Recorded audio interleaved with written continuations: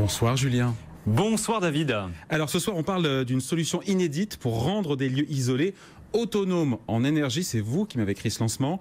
Va falloir m'éclairer un petit peu quand même là, hein, et je suis pas le seul. Vous allez voir que c'est très simple pourtant David. C'est quasiment unique au monde, c'est même unique au monde ce qu'on vous présente ce soir. C'est un système qui est conçu en fait très simple pour être installé à n'importe quel endroit de la planète pour fournir de l'énergie électrique pendant 15 ans. Ça paraît un peu science-fiction dit comme ça, mais c'est bel et bien une réalité. Bonsoir Pierre Langer. Bonsoir Nicolas. Bonsoir, merci d'être avec nous. Vous êtes le cofondateur de Powidian. Alors c'est une entreprise qui est installée dans la région de Tours, mais alors votre marché à vous il est mondial parce que vous avez mis au point une solution totalement innovante et surtout totalement inédite avec une promesse qui est de garantir de l'énergie électrique partout sur la planète. Dites-nous à quoi ça ressemble et surtout comment ça marche, on a envie de savoir là. Oui, alors c'est Jean-Marie Bourget, le fondateur, le créateur de la technologie. L'idée c'est d'avoir une station complètement autonome qui va utiliser n'importe quel type d'énergie renouvelable. Le vent, le soleil, la géothermie. Ouais, vous utilisez tout vous. On utilise tout ce qui est sur place. Et on va pouvoir garantir de l'énergie fiable à l'utilisateur partout sur la planète, sans une goutte de pétrole, quelle que soit la météo, avec une durée de vie de 15 ans et une seule visite de maintenance par an sur site. Comment ça marche ?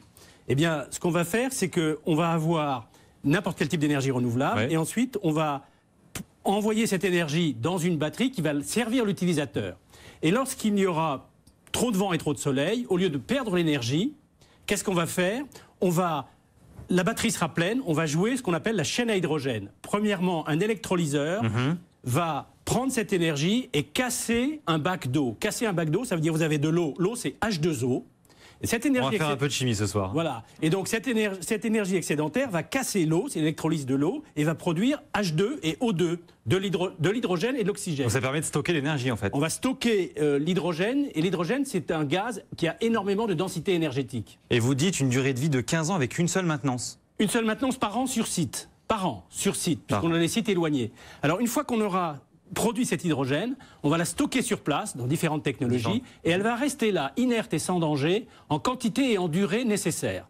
Et puis lorsqu'il n'y aura plus de vent et plus de soleil... Lorsqu'on en aura besoin, on viendra la récupérer. Lorsqu'il n'y aura plus de vent et plus de soleil, on va pouvoir récupérer par une pile à combustible et fournir deux choses, de l'électricité et de la chaleur. Et de la chaleur. Et ça ressemble à quoi ? Alors, parce que là, on voit quelques images, etc. Mais j'imagine que vous adaptez en fonction de vos demandes, de vos clients. Mais finalement, c'est quoi ? C'est quelque chose qu'on peut prendre avec soi ou c'est quelque chose qui prend plusieurs mètres carrés à installer ? Alors, en fait, on fait une petite dalle de béton au pied du bâtiment ou au pied de l'endroit. On met une bonbonne d'hydrogène qui est plus ou moins grande suivant la nécessité, le nombre de jours d'autonomie dont on a besoin. Et puis, il y a deux armoires extérieures avec électrolyseur et pile à combustible. Ça fait 2 mètres de haut sur 1 mètre sur 1 mètre. D'accord. L'autre aspect intéressant qui gère finalement votre système, c'est tout l'aspect digital. Et il y a même à l'intérieur de l'intelligence artificielle. Dites-nous à quoi il va servir, qu'est-ce qu'il va gérer, qu'est-ce qu'il va dire ? Alors, c'est là où on est très différenciant. Pour qu'une station comme ça fonctionne bien, il faut assurer 3 choses. La fiabilité, la performance et surtout la durée de vie. Pour ça, il faut des logiciels avancés. Donc on a développé une suite de logiciels extrêmement avancés qui fait de l'administration cryptée sécurisée à distance. Aujourd'hui, par exemple, au cirque de Mafate à La Réunion, je peux gérer sur mon iPad l'hydrogène et le fonctionnement. On a également un configurateur automatique qui déterminera automatiquement en fonction de la prévision de vent, de soleil et la prévision de consommation la configuration du système pour qu'il soit ni trop gros pour pas coûter trop cher, ni trop petit pour qu'il n'y ait jamais de manquant. Exactement. Et surtout, on va faire fonctionner les équipements sur du prédictif et de l'auto-apprentissage. Ça veut dire que s'il y a un coup de vent, c'est pas pour ça qu'on va démarrer les équipements. Forcément démarrer On regardera s'il va y avoir du vent, s'il va y avoir du soleil, s'il va y avoir de la consommation. Et si c'est pas la peine, on démarrera pas les équipements.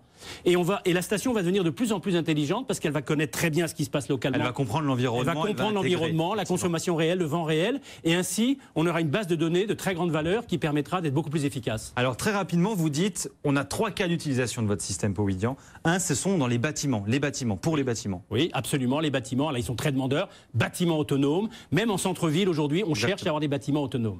2, ce sont votre client potentiel principal, je veux dire, ce sont les énergéticiens. Les énergéticiens comme EDF. Alors par exemple pour EDF, on a fait une première mondiale avec eux, un microgrid au cirque de la Réunion, 3 bâtiments publics, et tout ça marche avec panneaux solaires et stockage hydrogène. Et on va faire avec eux, probablement je l'espère, des villages en Guyane où on va diviser le prix de l'électricité par 2 parce qu'il n'y a plus besoin d'amener de diesel par pirogue par exemple. Exactement, par pirogue. Et dernier point justement, alors là on y revient un peu, mais votre marché il est surtout, j'allais dire, sur les zones isolées. Là ça fonctionne. Alors sur les zones isolées, ça fonctionne évidemment, c'est idéal pour les zones isolées. Alors grâce à ça, on a fait notre premier projet, c'était le refuge du col du Palais au parc de la Vanoise, D'accord. 2600 mètres d'altitude, 47 lits. On a enlevé le générateur diesel et qu'est-ce qu'on a fait? On a mis la chaîne à hydrogène. Ça marche depuis 2 ans parfaitement et c'est avec ça qu'on a gagné le prix de la COP 21 quand même, Nicolas. Eh ben voilà. En un mot, est-ce que le coût de l'énergie, il est plus cher ou est-ce qu'il est moins cher par rapport au système qui remplace? Eh ben, je vous ai dit, par exemple, en Guyane, on va diviser le prix de l'énergie par 2. Le prix de l'électricité par 2. Par exemple, dans les bâtiments, un exemple extrêmement intéressant, on va faire un bâtiment en Suisse où on va fournir à ce bâtiment non seulement l'électricité, mais la chaleur. On va alimenter des bornes hydrogène pour les voitures et on va faire de l'oxygène industriel. Et quand vous combinez tout ça, vous êtes moins cher à la fin qu'une solution différente. Et ça, dans certains cas. Et ça s'appelle Powidian. Merci. Power in all meridians. Voilà, en plus, il y a une vraie logique marketing. Vous nous vendez très bien le produit, en tout cas. Pierre Langer dans Green Reflex, tous les soirs, 22h50, dans After Business.